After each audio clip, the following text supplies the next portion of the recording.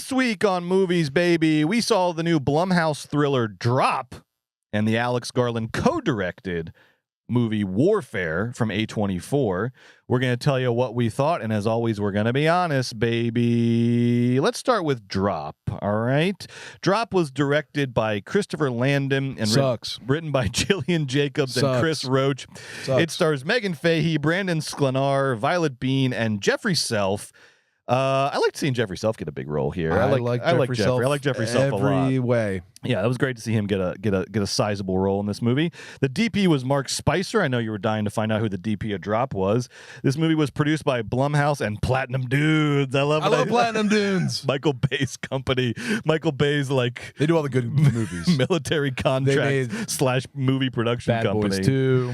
Texas Chainsaw Massacre. Every time reboot. I see the Platinum Dunes logo come up, I'm it's going to be a what banger. is this nasty mess going to be? Oh, thank fucking God. What is this nasty mess going to be? It was distributed by Universal, our neighbors across the street. And like we said earlier, it grossed $10 million worldwide in its opening weekend against an $11 million budget. Now, just a little bit of background before we get into our reviews, Joe.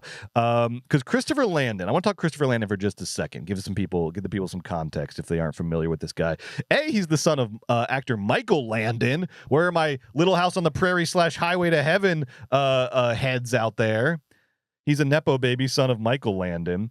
And he was on a pretty meteoric rise in the horror world from 2017 to 2020 because he had Happy Death Day, then Happy Death Day to You, and then Freaky all come out in pretty quick succession in those 4 years. Happy Death Day was a huge hit at the box office, has become kind of, I guess you can't really call it a cult hit because of how much money it made. It's just a very successful popular horror sort of movie. The second one did all right. It did pretty well. Freaky didn't get a huge release, but I think has done very well in streaming. And people like that. Yeah, people like Freaky a lot. So Landon was on a real hot streak. He was one of Blumhouse's new big directors. And he also had sort of developed a signature style, which is so important to a director's career. He got known for these sort of horror comedies that are kind of fun, a little light. I mean, Freaky had some real kills in it, but still horror comedies, they're fun. They usually have these, sort of interesting female protagonists. And they just sort of go down easy, and they're fun, but they're also sort of innovative. They're high concept. Freaky, of course, was like a Freaky Friday movie, but as a horror movie with a serial killer and a teenage girl switching bodies. So he had this signature style. He had this mojo going. Everything was happening for Christopher Landon. And then he got what he referred to at the time as his dream job. He was hired as the director of Scream 7, which, as someone who had sort of dabbled in meta horror, of course it's their dream job. That's the one you want. The meta horror, franchise to end all meta horror franchises. But then, of course, Scream 7, if you know the story, imploded in late 2023 when the production company Spyglass fired one of the stars of the movie, Melissa Barrera, for making pro-Palestine comments. So they literally fired her for things she said. I hope they're getting sued for that. I don't know about that, but they fired her for some political comments that she made. And then Jenna Ortega, the other star of the movie, exited shortly thereafter. At the time, they said it was because of scheduling conflicts with Wednesday. She has since said, no, I left because they fired my friend for politics. And then Christopher Landon exited the movie shortly thereafter, and we later found out that was because the fan bases incorrectly assumed that he was responsible for the firing, and he got tons of hate mail and threats and all this kind of stuff. And he was like, I literally had nothing to do with it. I had no power. I had nothing to do. And I mean, who knows? Maybe he could have done a little something more, but the fact is, he wasn't even hired yet. He didn't do Scream 6. Yeah. He's just a fucking guy who might work on the movie. Very true. Very true. So he sort of unfairly got blamed for it, and as a result of that, and just everyone exiting the movie, the whole project sort of fell apart. He left, and then it's now been sort of reconfigured with Nev Campbell and a new director, et cetera, et cetera. But Scream 7 almost sucked ass. Right. Stop. Thank God. But that kind of derailed his career in a way, because that was the trajectory was on path. Now he gets the big franchise. He's going to take over. He's going to be the new Scream director. And that sort of got him off track. And then he jumped on board this movie Drop that he didn't write. It was a movie that he just sort of was hired to direct. And so that is where we're at with the context with the lead up to Drop. It's why Christopher Landon's directing. Joe, my question for you is, what'd you think of this movie? You saw Drop in theaters. Now that we know the context, I saw Drop in theaters.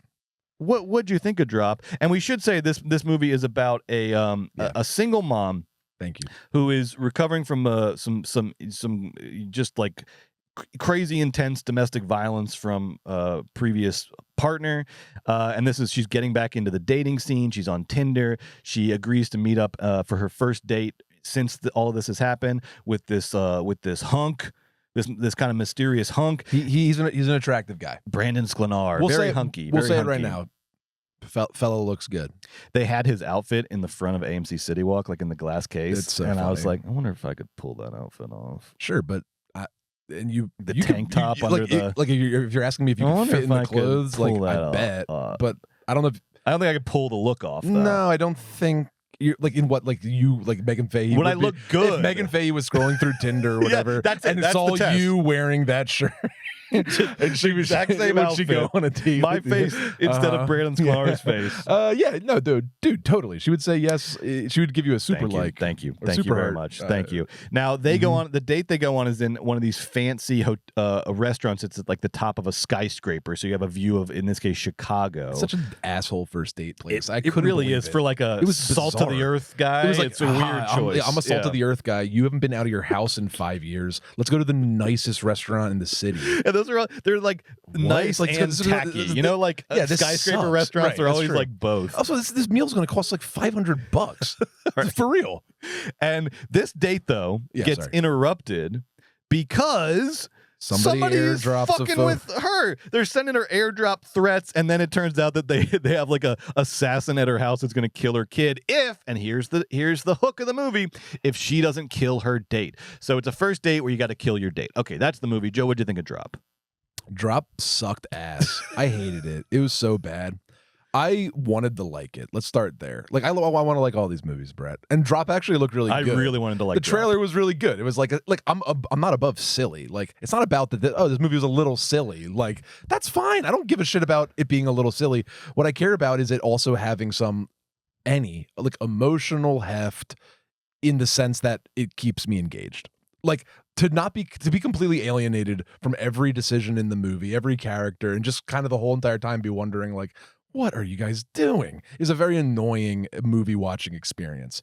This movie is like, it's just like babysitting a 3-year-old. This movie's like, come here, stop, sit, stop, please, get in, please, go, stop.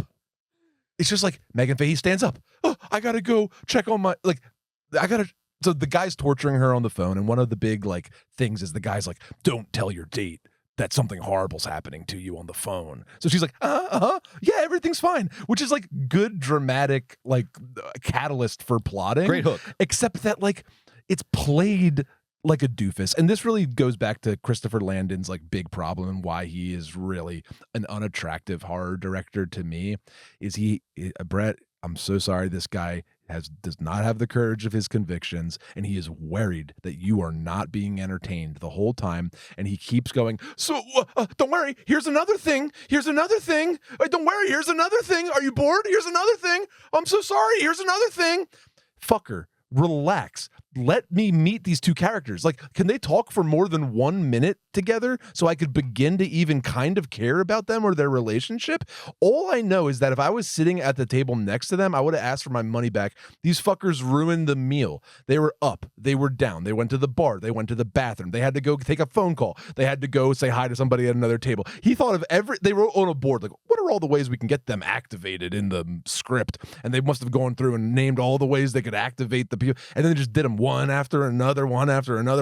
Relax. This movie, sometimes it would have a shot where you're like, yep, I've seen a Hitchcock movie. There's a shot and you're like, I've seen a fucking Orson Welles movie, you loser.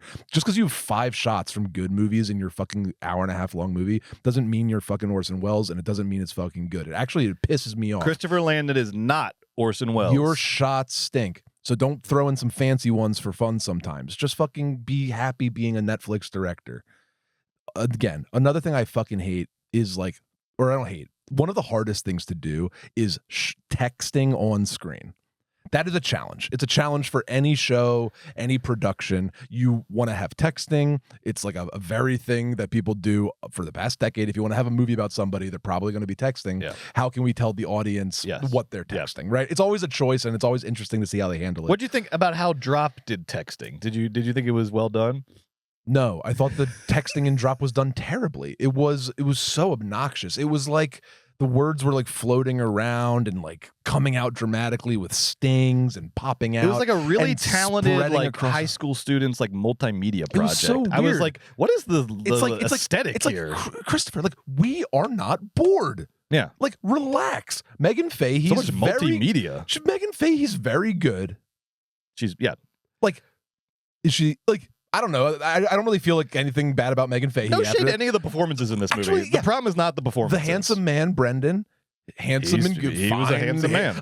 One of the best things about him was I was like, well, both things about both of them was like, even despite the up and down and the back and forth, and they're like, I'm sorry, I have to go to the bathroom for the 15th time. Oh my God, I forgot my watch in the bathroom. Oh my God, I have to go to the bathroom again. And this guy's like, this movie only makes sense. She goes to the bathroom one more time, I'm leaving. This movie only makes sense if she looks like Megan Fahey and he looks like Brendan Sklar. Whatever There's a point where she like he's finally gonna leave, and she like kisses him to make him stay because he has to stay because she has to kill him to save her son, and so she kisses him, and like he stays. Like when she goes in for the kiss, in my head, I'm like, this doesn't make any sense. And then as soon as their like lips touch and they're just two handsome people kissing, I was like, this makes total sense. I was like, I would sit down. I would fucking plop But that's down. on Fahey and Sklenar. That's not on the movie. Well, to their credit, they made it believable that this could even begin to kind of make sense in any fun way, shape, or form. And then Jeffrey Self was like the waiter. He's and great. He's very like, funny. So funny and like good, but like the movie didn't need that. It didn't help the movie that Jeffrey was really funny. Like it must have helped on set. Yeah. Lighten the mood. I hope it helps his reel though. I hope he gets more roles though. I'm not saying Jeffrey Self wasn't really funny doing his thing. I'm just saying for the movie, why? Yes. Why this? Yeah. What is the tone? Are we having fun? Are we not having fun? Am I supposed to really care? Am I supposed to not care? The twists and turns were all facile. I thought the movie was just ultimately stupid. And I think really what I'm responding to, I'm not anger, it's disappointment because it looked fun. Yeah, I know. Well, this is what I want to talk about. Well, how many stars did you give it, Joe? 1.5 stars. Very bad. 1.5 stars. Very bad.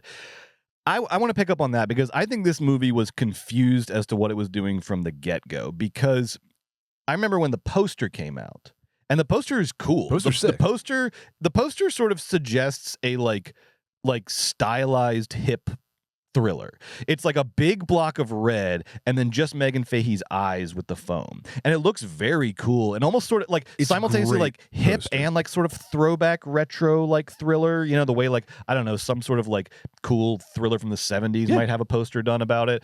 And so the poster, I was like, oh, cool. And then the trailer came out. And I was like, I honestly, for like several weeks, because the poster and the trailer were all over AMC for months. There was a couple of weeks where I did not in my brain make the connection that the trailer and the poster were the same movie, because the trailer. Oh wow! I know, because the trailer. It took me a second, because the trailer has a totally different tone from the poster. The trailer is like, oh, like sort of big fun skyscraper thriller, and it's like, oh, okay, that looks cool. And then, but like, what's this movie Drop? That looks also cool. And then something clicked, and I was like, oh, these are the same movie. Like this poster doesn't feel like the trailer feels. So already there was like a disconnect in the marketing as to what this movie was going to be. But I was like, fingers crossed for like big dumb fun skyscraper thriller was what I was hoping for, right? I love the idea of this movie. Because that's what the marketing sold us. I love the idea. And then when I sit down in this movie, Joe, and that opening score started by Bear McCreary, who he did Happy Death Day, I saw. But he's sort of better known as like the Battlestar Galactica. Like he does big, sort of intense, magisterial, sort of traditional scores.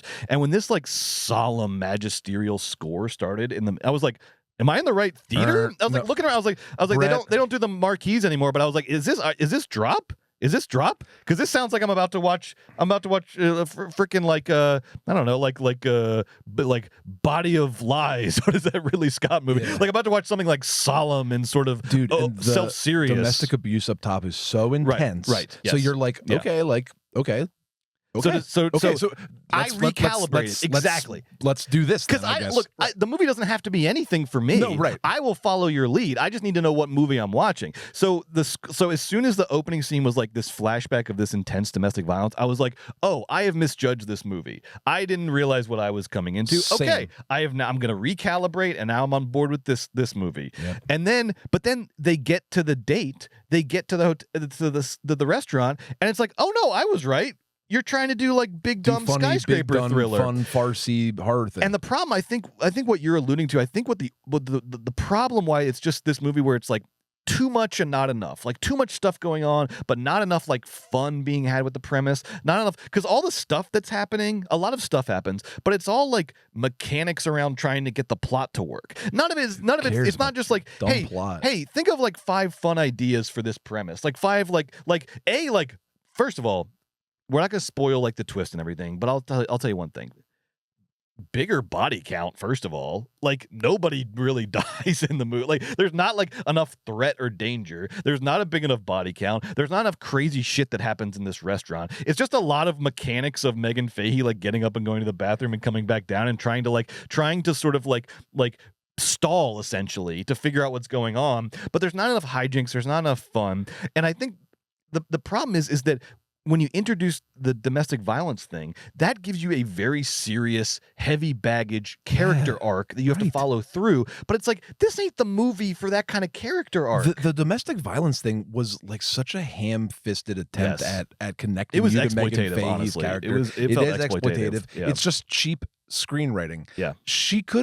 Her husband could have just died and she would have been worried about her son at home with just the amount of passion. But in order to like trick the dummies, we'll give her emotional heft by having her be a battered woman. Like it's just fucking ridiculous. I hated it. I really was honestly kind of offended by the way domestic violence is I don't know, utilized in this movie because I thought like in another Blumhouse movie, The Invisible Man with Elizabeth Moss, I thought the way that domestic violence was used in that movie as a theme was very effective. Yeah. And like people have different opinions about that movie, but that there at least is like a vision and an intention to the way that domestic violence is used in that movie. Here it just felt tacked on to give the movie some sort of like box checking, virtue signaling, thematic heft. And it's like this is just poor screenwriting. This is a fucking like dumb skyscraper thriller. I don't think it needs it. Or like if you're gonna do it, you have to pull it off. But this movie did not pull it off. And in fact, it was the introduction of that domestic violence plot that like threw the movie askew, and it was trying to do too many things at once. And then it brings the domestic violence thing back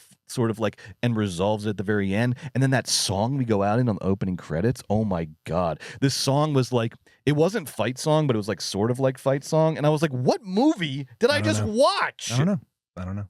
I came here for fucking like Die Hard or like I came here Anna Nicole Smith's Skyscraper, something like that, and I left feeling like less than 0. I came for Trap. Yes. This movie just shows you how impossible Trap is to do. Everybody thinks, oh, I can do that. It's so easy. It's so straightforward. It's so ham-fisted. It's so silly. It's like, you can't do that. You can't infuse the spirit of Trap into your movie just like and hope and pray. Like that's magic. That's like an artistry to have that sort of a tenor to the silliness and the plotting. And yes, Trap might make you think like, what is up with this movie? Is this movie like a version of bad? And it's like, this movie's a version of charming and a fucking version of awesome and a version of fun as hell. And Drop thinks it's playing some of those notes and some of those songs, but like that is just not something you can just pick up and do. It is way harder than it looks. And this movie stinks. Additionally, everyone thinks they can do Alfred Hitchcock. Everyone thinks they can do like a tense pot boiler, like harder than it looks. It's impossible. Harder than it looks. Just stop. I'm going to give this movie 1 star. I thought it was. Wow. I thought it was terrible. Good And again, nothing against the performers. Not I really. thought they were all great. But I just thought like I really was disappointed. It's the disappointment. Disappointment stinks. 1.5 stars if I knew nothing about this movie. 1 star because of the disappointment factor. Because I actually thought this could be like a little sleeper, fun Blumhouse movie. Also, and speaking of like Blumhouse, you're on notice, y'all. You're on notice. It's been a while. It's been a little too long. I don't even like since Megan. you've had a magical movie. And that Megan 2 trailer doesn't look great. I don't care about Megan. It doesn't look great. Yeah. You know what I was gonna say? Last thing about how terrible it was and the disappointment. I forget. Let's move on. That's how disappointed you are. You can't even remember this final point. I can't even remember this really good point. You know what my final point is? and this is like, I don't know, maybe it's a little petty, but like, you know how like now, like remember. if you have a movie that deals with domestic violence, it's basically like almost obligatory that you put up like at the end like a phone number for like, you know, if you're experiencing, you know how like every movie that does like domestic violence or Okay. like self-harm or they'll put up like the Okay. thing. The fact that Drop like didn't even do the obligatory like No, that's good. I was No, like I'm I was glad. like no, but it just sends home how like How they didn't- half-assed they the did not care domestic about- violence right, thing was. right, It was right, so half-assed. It was just a way of just like we got to like do like a good thing. We got to like have a good message in this movie. What's a good message everyone can agree on? Domestic violence is bad. Great. Show her fucking crazy husband like throwing a gun around at the kid before we start So the actual It's movie. so